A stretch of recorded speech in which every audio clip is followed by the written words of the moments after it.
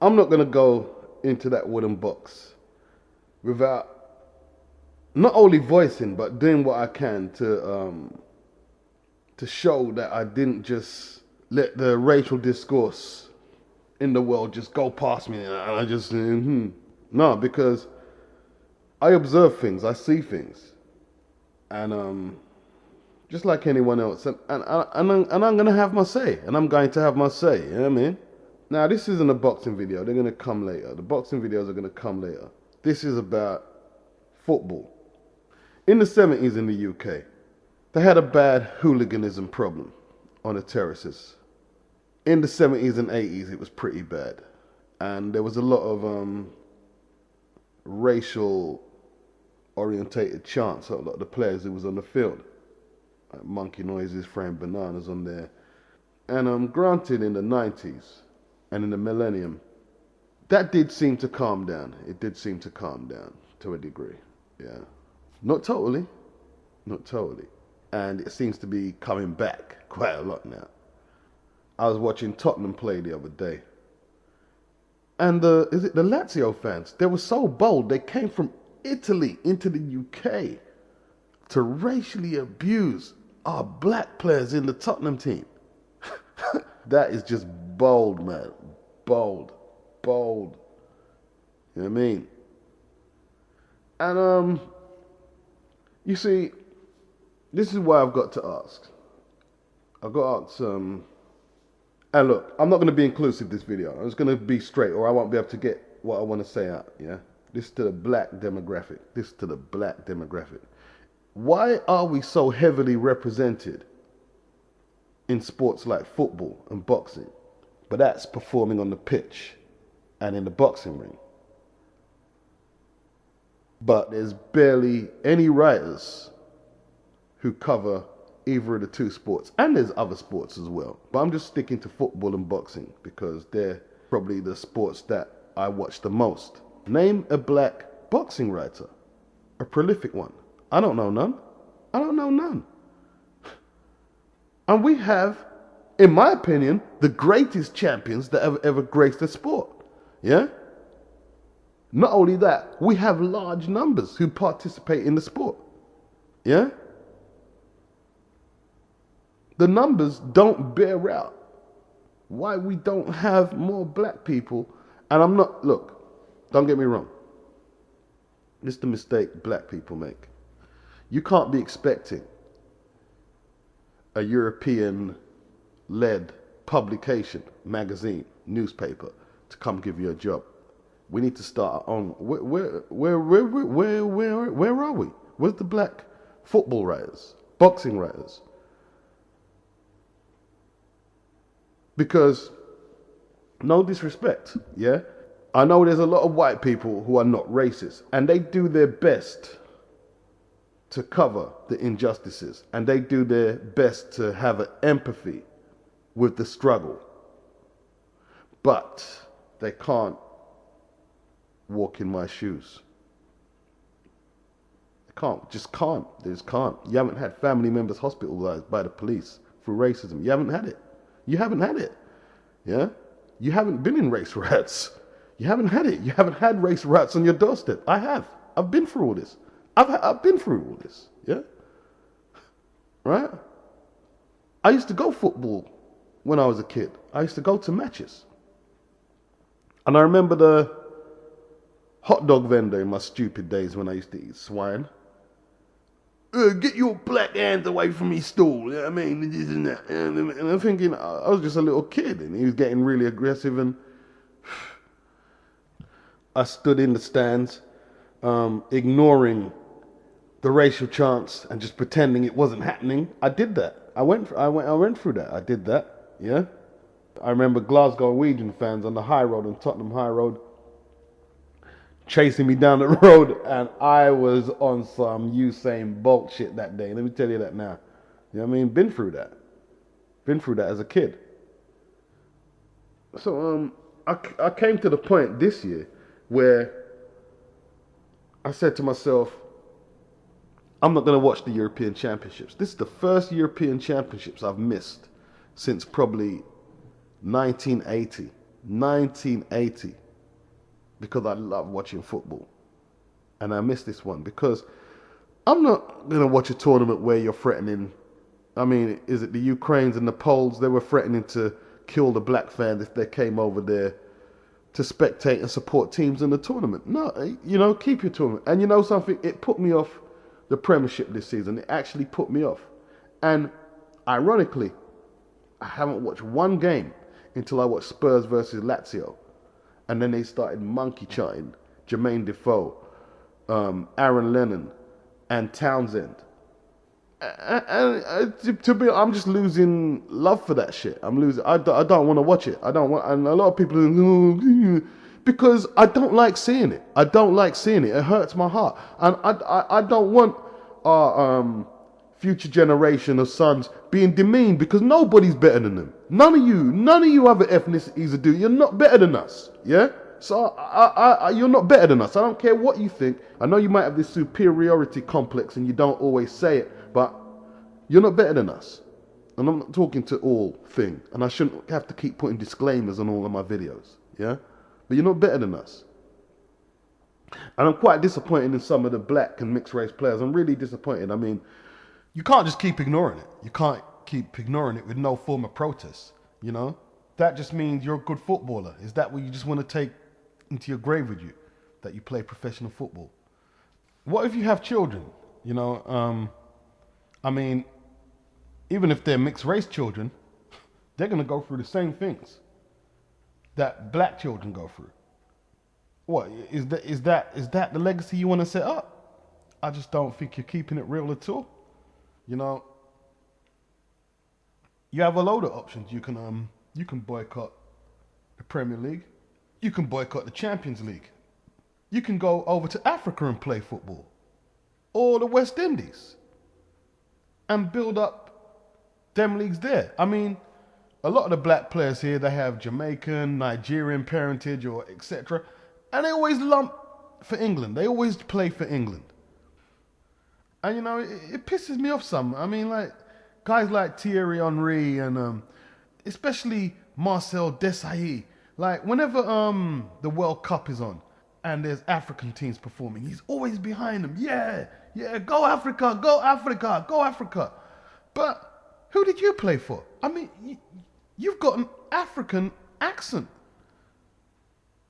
Your accent is African. And you play for France. You play for France. Right? And yeah, you were successful there. You won the World Cup. You won the European Championship. But what happened to your native? What happened to your national team? What happened to them when you was winning the World Cup? I mean, George Weah, he played for Liberia. He's the only elite footballer from back in the days. Yeah, there's quite a few of them today who play in La Liga, the Premiership, Serie A, who play for their national teams in the sub-Saharan homeland. But I'm talking about in the 90s. But as far as I remember, George Weah was the main guy from the motherland in the 90s who stuck with Liberia. He didn't, go down the family line and said, oh, my great-great-grandfather had a quarter of Irish in him and played for Republic of Ireland. You know what I'm saying? He actually ran for the presidency of Liberia in 2005. And yeah, I got to say, the response over racism from the Premiership, from the black Premiership players, I'm not impressed. Maybe I'm just a bit too radical. You know what I mean? And I haven't got millions at stake, so it's easy for me to say that. Maybe you're right. Because look, I'm always bluntly honest, man. Look, a lot of us, we voice our opinions about a lot of things, but if our financial situations were different, we might not be so vocal. Who knows? I'm just keeping it real. I'm keeping it real. I'm hoping that I would stay committed to the things I believe in, but who knows? I do know it takes radical reform. I'm going to be real, man. I know you don't want to hear it. It takes bloodshed to get rid of a scourge like racism. Real talk. But no, I'm not impressed with the response from the Premiership players. No. Ashley Cole, you'll know, Chuck Ice boy, you know what I mean? And look, nobody's telling him that he has to be Malcolm X, but keep it real, yeah? Keep it real. It was clear what John Terry said. It was clear, yeah?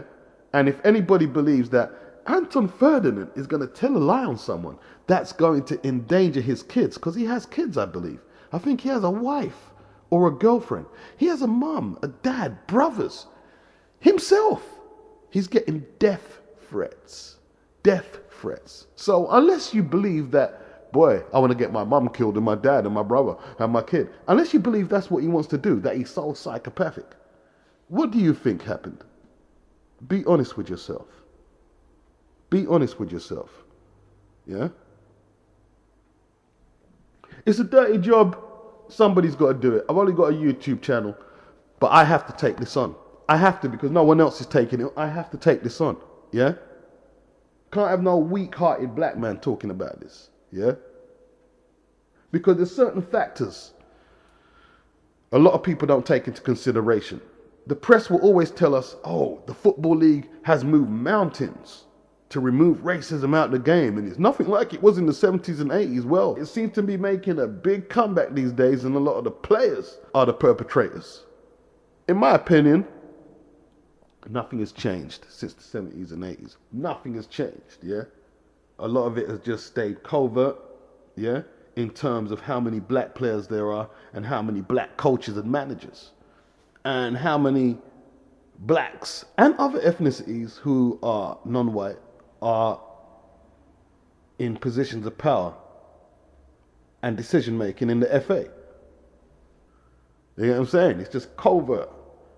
It's just covert. It's like after the McPherson report, after Stephen Lawrence's murder, where they found that the police were institutionally racist, they found that other institutions like mental health care, football, sports, all were diagnosed with the same poison. They found that. And you tell me what initiatives have been taken to clear it in the 15 years or so since the McPherson report. You tell me. You tell me. So if any young kids, black kids, are watching this, yeah, I'm not telling you not to pursue goals to either fight in the ring or be the centre forward for Tottenham or Arsenal. Well, fuck Arsenal, yeah. I'm not telling you not to pursue that, right? But we need writers. We need editors. We need legislators. We need publications so the full picture can be delivered to the world at large, yeah? And I'm going to close with this one, yeah? You get the press and newspapers, television, trying to tell white people and black people and everybody else that, oh yeah, we just had a campaign in the newspaper about racism, you know, we've done so much. And look, okay, grind. But the way you talk is like you're in control of it. You don't want no people who are experiencing it to do articles about it. I mean, what are you going to do as a man? Are you going to be the main spokesman as a man for rape crisis, which deals with female trauma for that crime? No, you can't be. You can't be. It's ridiculous to even think you can be a part of the organization supporting, but you can't be dictating the agenda. You can't do it. You can't do it. That's ridiculous. Yeah? You see, a lot of people are so desperate for the melting pot and the integration dynamic to work. And I want it to work, but I'm not desperate for it to work that I'm going to cloud over obvious shit. My experiences, my friends, family's experiences, you know. No, that's not fair. That is not fair. Yeah? You want in a certain group to suppress their experiences just to put on a front to say, oh, look, we are the world. That's not right, and it's not fair. There's a lot of shit that is obvious to me, yeah? No, it's not all equal. Because, okay, look, granted, A lot of black people go to football matches in the country. But I bet you any money, if they took a survey and they was to ask black and Asians, they're going to focus on them two groups, yeah. There might be certain European groups who might, but I mean, well, they're perpetrating it, a lot of them, a lot of the Europeans. So I've got to say blacks and Asians. If they were to do a survey with blacks and Asians, let me rephrase that. Would you feel safe going to a football match, a professional football match, a football association football match? Would you feel safe in the terraces? That survey's never been taken. You know, because why do you think I stopped going? What, do you think I all of a sudden stopped loving football? No, I love football. I love football. I stopped going because as you start growing, and the testosterone and the just the male macho dynamic, you start realizing the socialization of where you are. You start being selective about the places where you go. You're more concerned as you get older about protecting your family, your brethren, your woman, your pitney them. So you're not going to go places, well I'm not, where I'm not only going to be outnumbered, but there's going to be a large demographic of the fans who just don't like me. Not all of them, but enough where it could endanger my life. But yeah, the questions, the main bullet points from this video: where are the black sports writers, especially in the sports that I like? Boxing, football, athletics, and shit like that. Where are they? Maybe I should be one. Me. The other question: how many times do you see the newspapers or the television asking the people who are affected by racism how it's affecting them in sports? Instead of just getting this European journalist covering the whole spectrum of the picture, the perpetrators, the victims. He's talking for everybody. He's telling the victims what their response should be. You know, that's not balanced and it's not right. And it's very arrogant. It is extremely arrogant. Has to be said as arrogant. And I think I can think of one black sports writer. I think he works for the Mirror. He might be a football agent as well, or he might have been. But after that, I'm struggling. You know. But the boxing news review is going to come later, and that's all I want to say on this one. So peace out.